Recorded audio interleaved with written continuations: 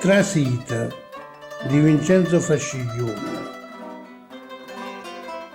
Non vi fermate per vedere il castello, non vi fermate per guardare i scugnizzi, non vi fermate come un zuffanello cantando soltanto per bellezza.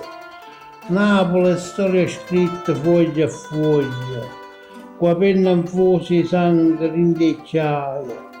Qualcuno cerca di farne una mattuglia, ma non ci spunterà, né mo né mai.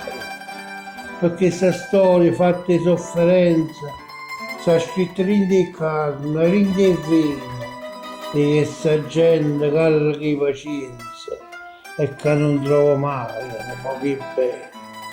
Perciò non vi fermate a guardare fuori, trasite dall'anima questa gente, che stranieri soffre ma non muore, e tiene sentimenti e cuore ardente.